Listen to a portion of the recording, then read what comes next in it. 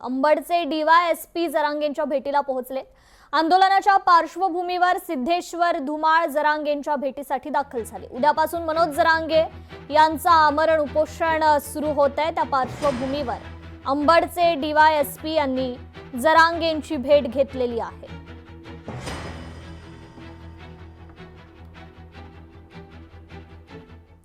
गोकुळच्या हलाल प्रमाणपत्राविरोधात हिंदू संघटना आक्रमक झाली आहे। गोकुळचं हलाल प्रमाणपत्र रद्द करा अशी मागणी हिंदू जनजागृती समितीने निदर्शनाद्वारे केली आहे। गोकुळच्या विरोधात जोरदार घोषणाबाजी करण्यात आली।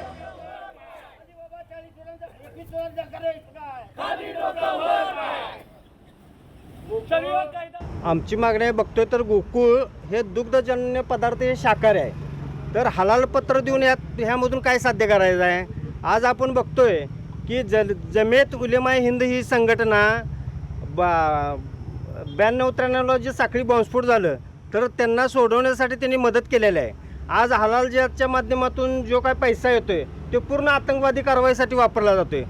आम्हाला तर गोकुळ वाचवायचं आहे, त्याबद्दल काय गोकुळ हे आमचंच आहे आणि जे आमच्या गोकुळमध्ये इस्लामिक अजेंडा चालणार नाही आणि आम्ही काय तिथं मुश्रीफ आहेत म्हणून नाही। आज ह्यापूर्वीचं पण आमचं हलाल विरोधातलं मोहीम जर का बघितली, जिथं जिथं हलालचं प्रोडक्ट तिथं आपण विरोध केलेलाच आहे। जर भारतामध्ये महाराष्ट्रामध्ये तुमच्याकडे दूध द्यायला तितपत शिल्लक राहत नाही, तुमच्याकडं आता व्यापार चांगला आहे आणि आखाती देशामध्ये ज्या देशामध्ये गाईचं रक्त पिलं जातं आहे त्या देशामध्ये आम्हाला दुधाची गरज काय विकायची।